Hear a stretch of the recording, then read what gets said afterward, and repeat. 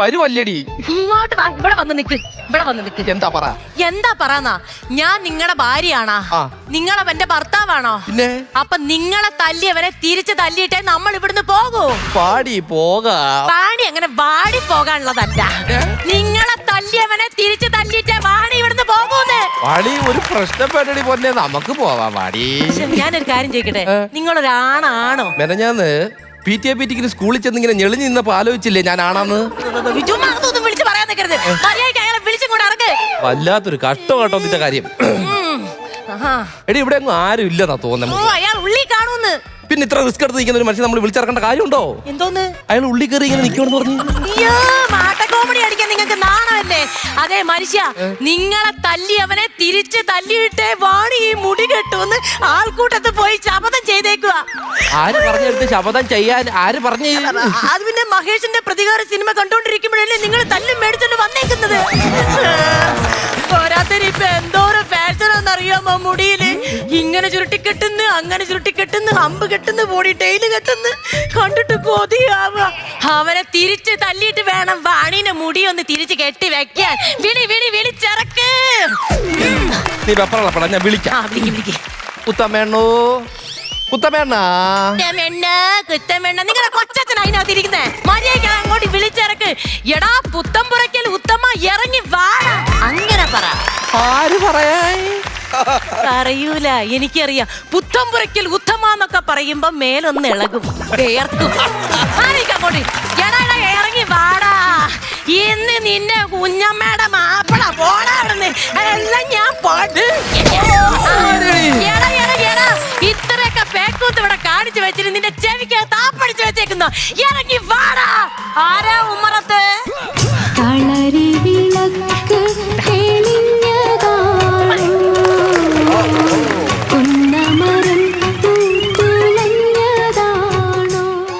ആരാ? വാണി ആകാശ്.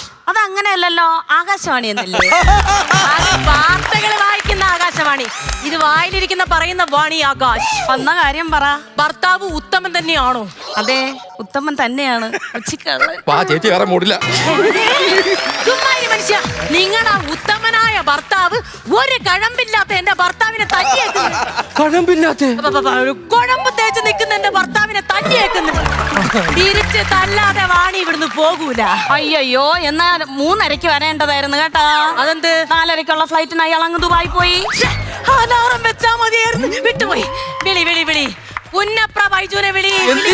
ദുബായിലേക്ക് 2 ടിക്കറ്റ്. ഇന്ന് രാവിലെ നമ്മൾ ദുബായിക്ക് പോകുന്നു.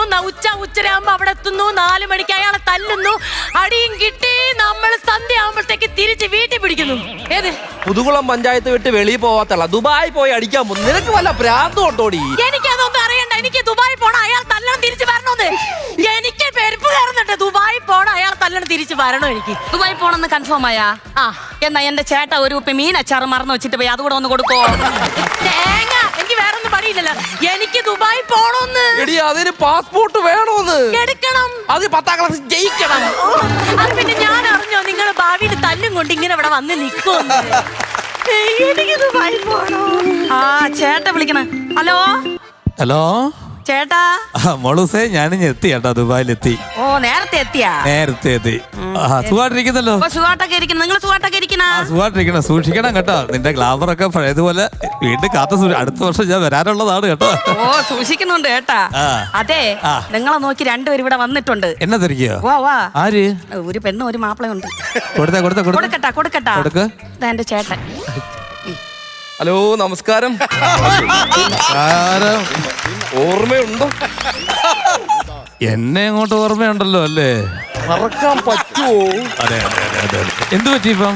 അതെ, ഭാര്യ മുടി കെട്ടുന്നില്ല. അയ്യോ, ഞാൻ ലീവ് കഴിഞ്ഞ് വന്നല്ലോ. ഇനിയിപ്പോ 2 വർഷം കഴിഞ്ഞിട്ട് വരും. അപ്പൊ വരുമ്പം കെട്ടിക്കൊടുത്താ മതിയോ? അല്ലല്ല, നിങ്ങൾ എന്നെ അടിച്ചല്ലോ. ആ. ഇനി ഞാൻ നിങ്ങളെ തിരിച്ചടിച്ചട്ടെ അവള് മുടി കെട്ടുന്നുള്ള ഒരേ പ്രതിജ്ഞ. എന്നാ പിന്നെ അവളടുത്തങ്ങ് മുട്ട അടിച്ച് കളയാൻ പറ. അതേ നടക്കത്തുള്ളൂ. അതെന്ത്? അല്ല, ഞാൻ വരാൻ എങ്ങനെയാണെങ്കിലും 2-2.5 വർഷമൊക്കെ കഴിയും. പ്ലീസ്, എങ്ങനെങ്കിലും 2 ദിവസം ലീവ് എടുത്ത് എങ്ങനെയെങ്കിലും ഒന്ന് വരുമോ? എന്താന്ന്? 2 ദിവസം ലീവ് എടുത്ത് എങ്ങനെയെങ്കിലും ഒന്ന് വരും. എനിക്കൊന്ന് തല്ലാനാ. എന്നാ നിനക്ക് അടിക്കാൻ വേണ്ടി ഞാൻ ലീവ് എടുത്ത് വരണം അല്ലേ?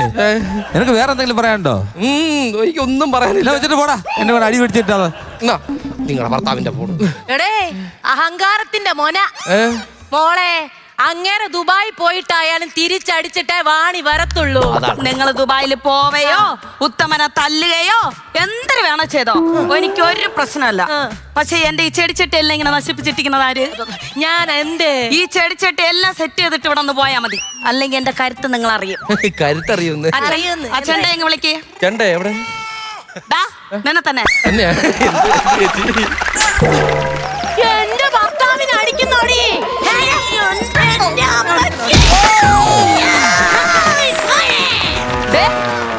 എന്റെ അടുത്ത് കൂടുതൽ വളച്ചെടുക്കരുത്, കാണിച്ചു തരാം ഞാൻ.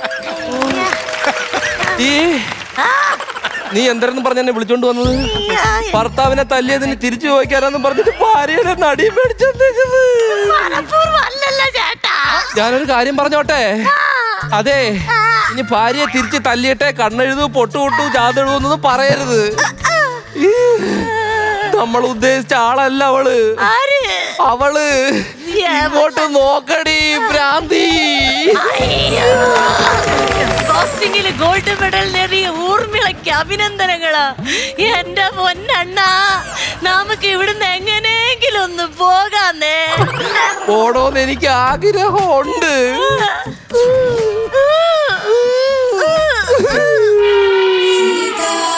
കല്യാണ വൈഭോഗമേ രാമ കല്യാണ വൈഭോഗമേ.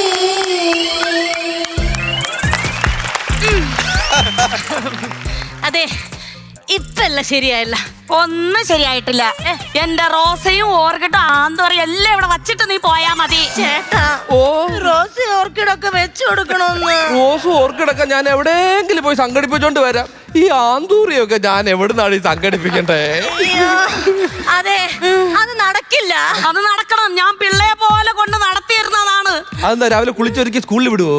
സ്കൂൾ വിടണോ ഇല്ലയോ, എനിക്ക് ഇതുപോലെ സെറ്റായി കിട്ടണം. ഇല്ലെങ്കിൽ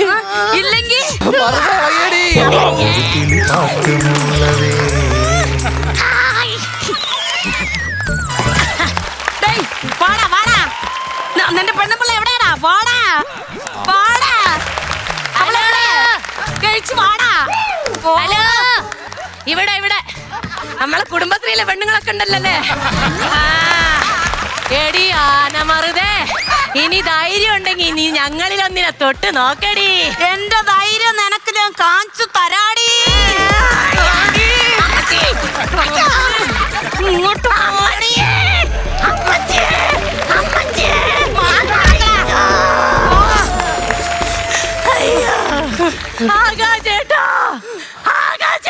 ആകാശത്തല്ലടി തറയിൽ.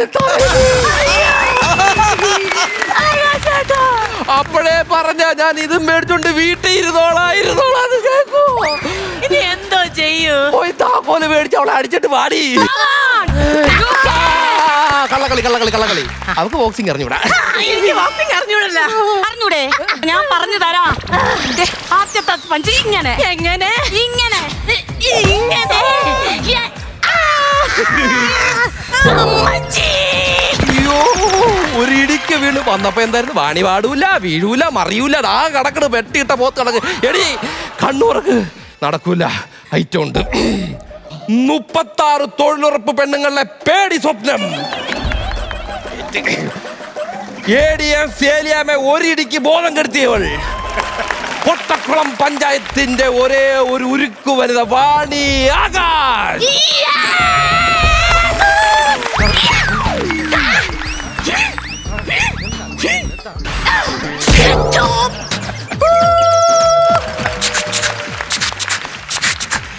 ഈ രാത്രി यात्रियों को श्रद्धा के लिए वाणी का गाड़ी प्लेटफॉर्म 1 में आ गया।